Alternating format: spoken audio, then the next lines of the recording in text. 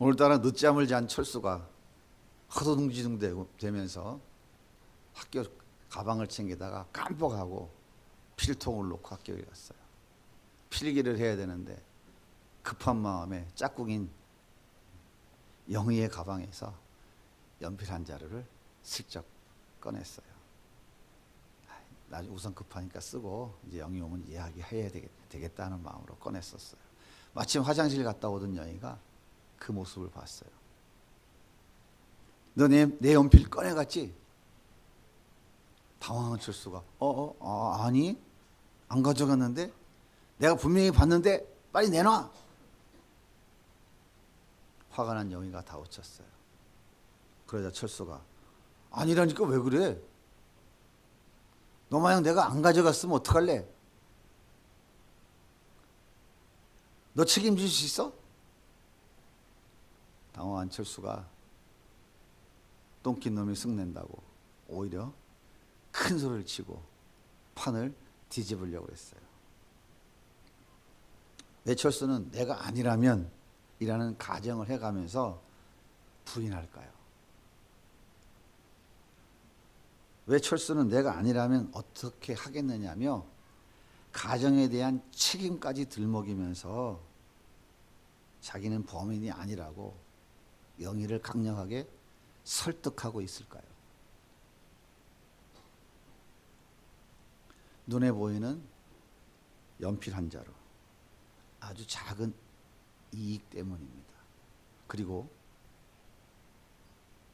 인정하게 되면은 자존심이 무너지고 친구들에게 창피 당할 것이 너무 싫었기 때문이죠. 그냥 그렇다고 하면 아무 문제 없었을 것인데 그것을 인정하면 자기한테 당할 불이익이 크다고 생각이 됐던 거예요.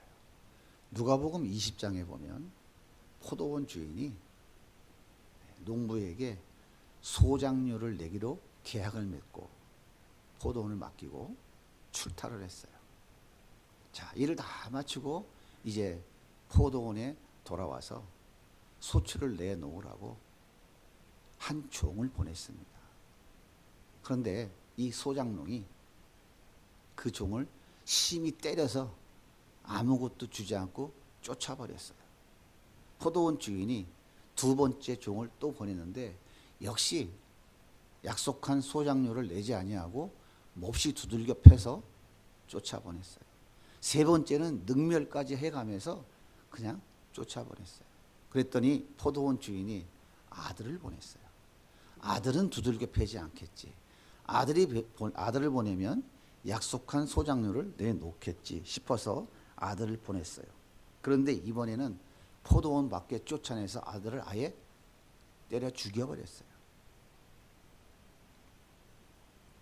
소작농은 포도원 주인이 자리를 비우고 없는 사이에 자신이 주인 된 줄로 지금 착각을 하고 있는 거예요. 포도원에 주렁주렁 아름답게 열린 그 포도송이를 보니까 너무 행복한 거예요. 야, 내가 농사지어서 이렇게 좋은 소득을 얻었는데 내가 소작료를 내야 돼? 아니 내가 10송이 따서 5송이, 6송이, 7송이를 주인한테 줘야 돼? 아, 이건 아니지.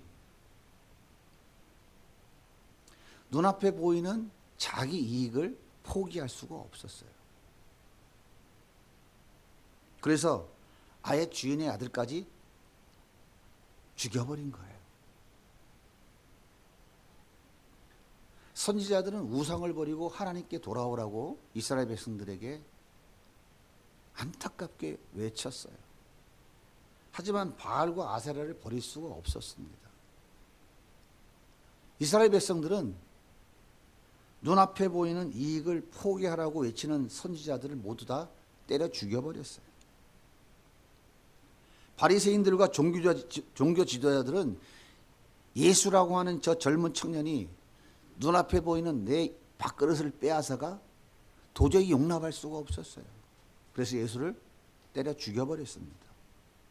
아담과 하와 역시 마찬가지예요. 자기들 눈에 보이는 이익을 위해서 선악과를 따먹었습니다. 이렇게 범죄한 인간들은 자기 이익을 위해서 만약 아니면 어떻게 할 거야? 내가 책임질 거야? 강한 가정을 들이대고 강한 책임까지 들먹이면서 자신의 말이 옳다고 너는 나에게 설득당해야 된다라고 외치고 있는 거예요. 무엇 때문에 그렇다고요? 눈앞에 보이는 작은 이익 때문에 그래요.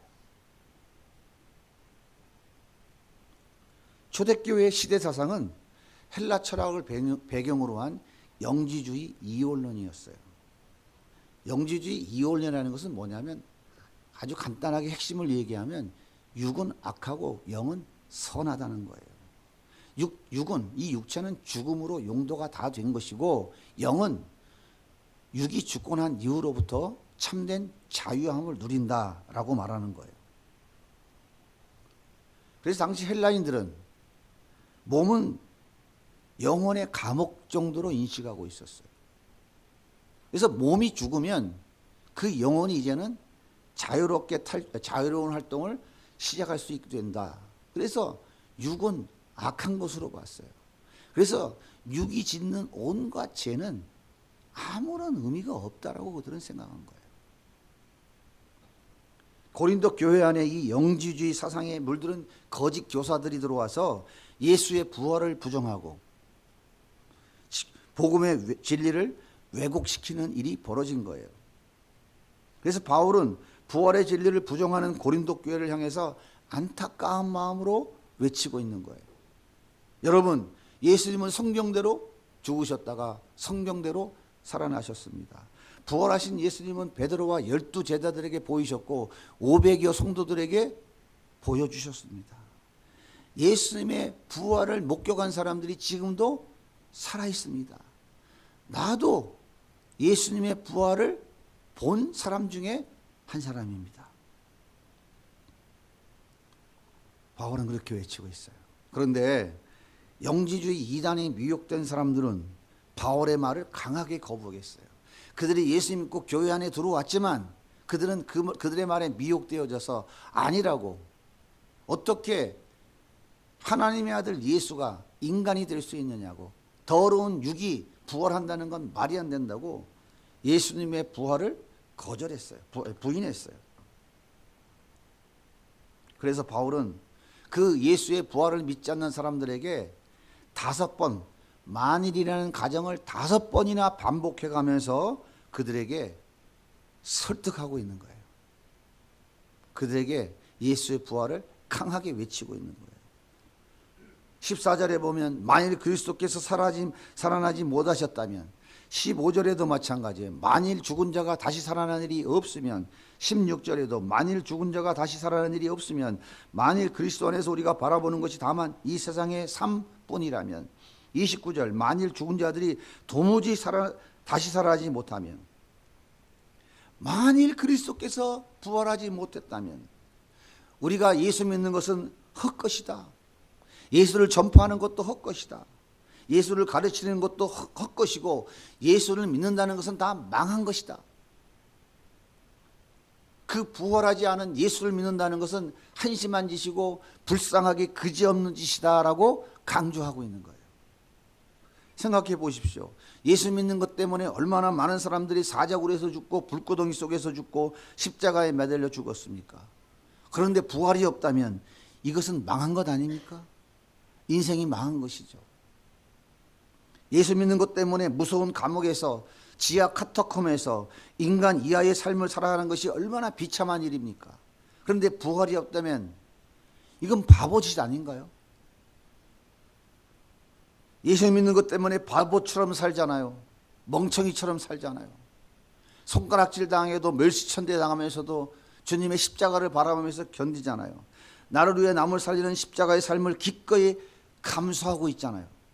그런데 부활이 없다면 얼마나 한심하고 불쌍한 짓을 하고 있는 겁니까? 그러니까 바울이 그러는 거예요. 만일 아니라면, 만일 예수의 부활이 사실이 아니라면 이런 가정을 5번이나 반복하면서 이야기하고 있는 것은 예수님의 부활은 사실이라는 것을 지금 강하게 역설적으로 표현하고 있는 거예요. 그런데 고린도 교회는 바울의 이 강력한 외침을 쉽게 받아들이지 못했어요. 도대체 이유가 뭘까요? 여러분, 이 고린도전서는 누구에게 얘기하는 거예요? 고린도 교회 성도들에게 보내는 편지예요. 예수 안 믿는 사람들한테 하는 얘기가 아니라니까요. 예수 믿고 교회 안에 들어온 고린도 교회 성도들이 영지주의 이단에게 다 미혹되어져서 예수의 부활을 교회 안에서 지금 믿지 않고 있다고 부정하고 있는 거라고요. 그들은 도대체 왜 예수의 부활을 믿지 않는 것일까요? 가장 중요한 이유는 다른 것이 아니에요. 고린도 교회 성도들은 예수님이 부활한 것을 봤어요, 못 봤어요? 못 봤어요. 여러분들은 예수님 부활한 거 봤습니까? 예수님이 부활한 사실을 그들은 보지 못했어요. 더군다나 예수의 부활을 믿으면 시대 사상에 역행하는 무능한 존재로 낙인 찍힙니다. 그렇게 되면 사회적으로 경제적으로 많은 불이익을 당해야만 돼요. 고린도 교회 성도들은 부활하신 예수님을 본 적이 없다고 믿지 않았어요. 눈앞에 보이는 작은 이익 때문에 예수의 부활을 믿지 않았어요. 그리고 믿었던 부활도 부정하게 되는 기가 막힌 일들이 지금 벌어지고 있는 거예요. 그래서 바울은 너희는 예수가 부활한 거 못 봤지? 지금 못 봤다고 큰 소리 치면서 부정하고 있는 거지? 그래서 그 못 봐서 못 믿는다는 말을 영주주의 이단, 육이 약하다는 저 논리를 끌고 들어와서 합리화시키고 있지. 하지만 예수님은 부활했어. 너희가 부활을 믿지 않아도 예수는 부활했어. 이 진리를 전하기 위해서 가장 강력한 설득 방법인 만일 아니라면이라고 하는 역설적 가정법을 지금 반복하고 있는 거예요. 부정의 부정은 강한 긍정이에요. 긍정의 긍정은 강한 부정을 말하는 거예요. 그런데 더 재미있는 것은요, 바울도 보지 않을 때는 안 믿었어요. 눈에 보이는 장로의 유전과 전통을 따라갔어요. 그래서 예수님께서 나를 본 자는 하나님을 보았다라고 얘기하니까 돌멩이를 들고 내리치는 것을 서슴지 않았다고요. 그리고 그 예수를 믿는 자들을 핍박하기 위해서 자기의 삶을 다 집어 던진 사람이었어요. 사랑하는 성도 여러분, 부활이 바로 이런 거예요. 예수님의 부활은 믿는 사람들에게만 보이는 거예요. 믿지 않는 사람들에게는 절대로 부활은 보이지 않습니다. 그런데요, 부활은 역사적 사실이고 실제입니다. 우리가 믿든지 안 믿든지,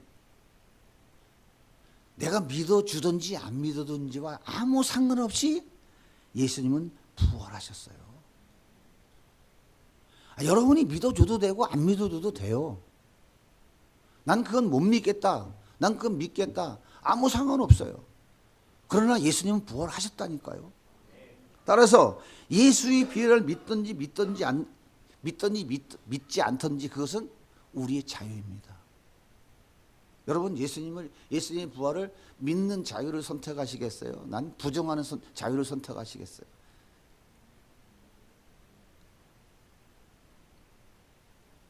바울은 부활한 예수님을 보고 믿은 후에 그가 나는 예수님을 보았다, 부활한 예수를 만났다, 난 그분을 봤다, 거기 합당한 증거를 보여준 게 있나요? 여러분은 부활한 예수님을 만났다, 난 그분을 믿는다라는 증거를 보여줄 수 있나요? 증거 있습니까? 없어요? 그럼 예수님 부활 안 한 거잖아요. 부활했어요? 증거도 없으면서 어떻게 믿어요? 믿음으로 믿습니까? 그 믿음은 뭘로 나타나죠? 예? 삶으로 나타납니까? 그럼 삶 속에 예수가 부활했다고 하는 걸 믿는 증거가 있나요?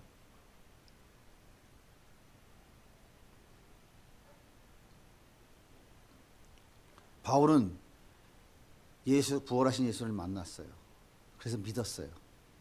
그런데 어느 누구에게도 그 예수를 만났다고 보여줄 증거가 없었어요. 그래서 사도들도 믿지 않았어요. 저 사람이 어떤 사람인데. 사도들을 만나러 예루살렘에 올라갔지만 사도들이 인정해 주지 않았어요. 만나주지도 않았어요. 위험한 사람이라고. 예수 만났다는데, 다메섹 도상에서 부활하신 예수 만났다는데 누가 믿어준 사람이 있었습니까? 없었잖아요. 증거를 내야 되는데 증거가 없었잖아요. 그래서 바울이 어디로 갔습니까? 아라비아 광야로 들어갔어요. 자그마치 그곳에 3년이나 그곳에 조용히 머물러 있었어요. 그런데요, 그의 삶에, 그의 몸에 부활하신 예수의 흔적이 하나씩 하나씩 그려지기 시작했다고요. 부활하신 예수님을 만난 사람, 부활하신 예수를 믿는 사람이라고 하는 사실이 눈으로 보여줄 수 있는 건 없어요. 하지만 그 부활한 예수를 만난 흔적이 그의 삶 속에서, 그의 몸 속에서 하나씩 하나씩 그려지기 시작했다는 거예요. 바울은 그 부활하신 예수님을 증거하다가 40에 감하는 매를 5번이나 맞았어요. 여러분, 40대 곤장 한 번만 맞고 한 번만 맞아도 온몸이 다 엉망이 됩니다. 그런데 그 매를 45번을 맞았어요. 몽둥이로 마구잡이로 온몸을 두들겨 맞는 태장을 3번이나 맞았어요. 이런 무지한 매질을 한 번만 당해도 살아남기 어렵습니다. 그런데 3번이나 맞았어요. 바울은 루스드라 성에서 부활하신 예수 전하다 돌에 맞아 죽었어요. 사람들이 온몸이 터져 죽은 것을 확인하고 죽었네 하고 성 밖에 갖다 버렸어요. 그런데 다시 살아나서 성원에 들어가 복음 전하기 시작했어요. 바울은 자기 몸에 예수의 흔적이 하나씩 둘씩 그려져 갔어요. 그런데 그 흔적은 바울에게 수치가 아니었어요. 그 흔적이 쌓일 때마다 바울은 그 예수가 너무너무 자랑스러웠어요. 그 이유가 뭘까요? 그 이유가 뭘까요? 그 예수가 부활하셨다고 하는 믿음이 그 안에 확실했기 때문에 그런 거예요. 예수가 부활한 것을 본 거예요. 믿음으로 본 거예요. 그러니까 그 부활을 확신하는 그의 삶에는 그 예수 때문에 당하는 그 부활의 흔적들이, 예수의 흔적들이 하나씩 하나씩 쌓여가기 시작한 거예요. 그래서 바울은 갈라디아서 6장 14절에 이렇게 외칩니다. 같이 한번 읽어볼까요? 그러나 내게는 우리 주 예수 그리스도의 십자가 외에 결코 자랑할 것이 없으니 내가 내 몸에 예수의 흔적을 지니고 있노라. 여러분 생각해 보세요. 만약 예수의 부활이 없다면 이 흔적은 자랑입니까? 저주지요. 고통, 저주이기 때문에 진짜 피하고 도망가야 될 일이죠. 왜 이 한심한 짓을 하고 있습니까?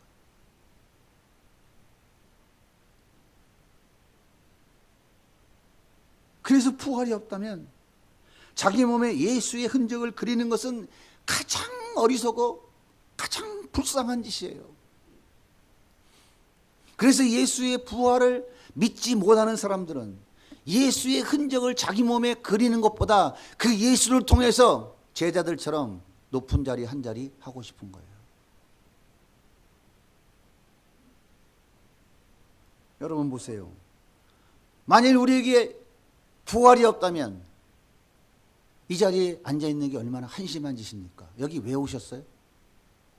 혹시 여기 앉아있으면 뭐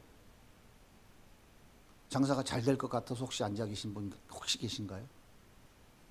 여기 왜 한심하게 앉아있어요? 일주일 내내 고생하셨잖아요. 이번 주에 관우 형제는 부산 몇 번 왔다 갔다 했어요. 얼마나 피곤했어요. 집에서 쉬야죠. 여기 왜 와서 앉아있냐고요. 체면 때문에 와서 앉아 계신 건 아니죠? 오늘도 부활절 감사헌금 저 앞에 가니까 봉투 하나씩 다 줬잖아요. 아까운 헌금을 왜 내야 됩니까? 아침부터 일찍 나와가지고 주방에서 음식 준비하고 일주일 동안 이렇게 저렇게 음식 준비해갖고 가져오고 성찬식 한다고 일찍 나와서 찬양팀으로 섬기고 교사로 섬기고 예배를 위해서 이런저런 모습으로 섬김을 당하는 여러분은 정말 불쌍한 사람들 아니에요? 왜 이렇게 한심한 짓을 하고 살아가십니까? 하지만 그것이 너무 기뻐. 그것이 너무 감사해. 이것이 행복한 거야. 그런 마음으로 행복하고 있다면 그것이 바로 부활의 증거인 거예요. 여러분은 예수님의 부활을 믿으십니까? 예수님의 부활을 믿는 분은 예수님의 부활을 본 사람이에요.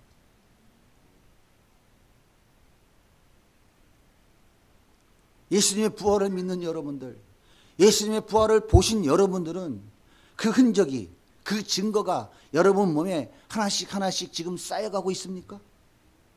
아니면 쌓였던 것들을 성형외과 가갖고 레이저로 싹 지우고 계십니까? 이거 괜히 흔적을 괜히 만들었다 하고 지우고 계셔요.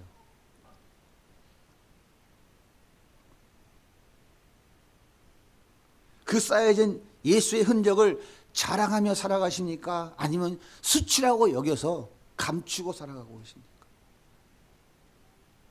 만약 내 몸에 예수의 흔적이 없다면, 예수 때문에 당한 고난과 아픔과 상처가 없다면, 그 고난과 아픔과 상처 받는 것이 싫다고 한다면, 외면하고 싶다고 한다면 예수님의 부활을 믿는다는 증거가 없는 거예요.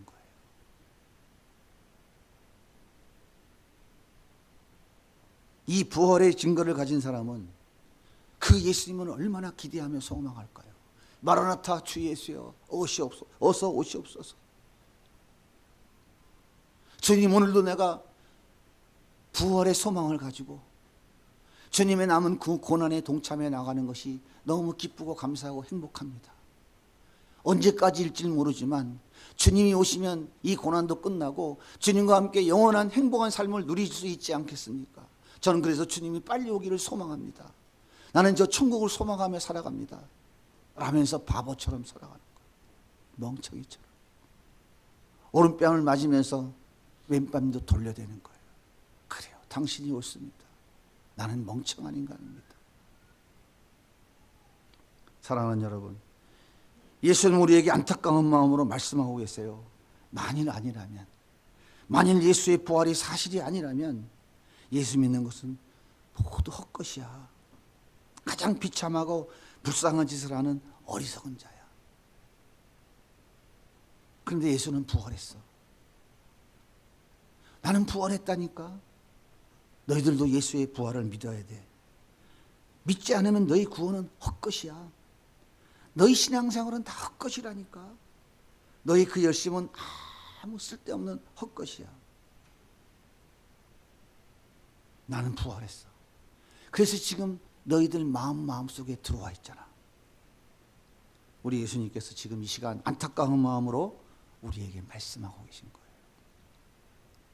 2000년 전 고린도 교회에 외쳤던 만이 아니라면 5번의 가정을 해 가시면서 강하게 말씀하고 있는 것은 오늘 우리에게 하시는 말씀이에요. 오늘 우리에게 하시는 말씀.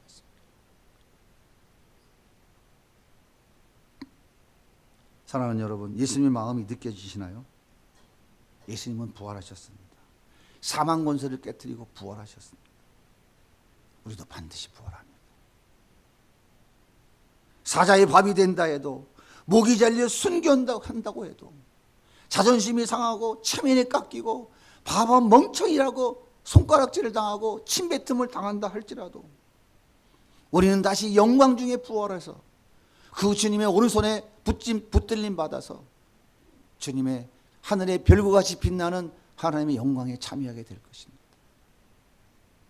사랑하는 예수님과 함께 영원히 그 아름다운 새 하늘과 새 땅, 새 에덴 동산에서 사랑하는 형제 자매들과 함께, 바로 옆에 계신 여러분들과 함께 그리고 나를 위해 십자가에 죽었다가 부활하신 그 예수님과 함께 영원토록 행복한 삶을 누리게 될 것입니다.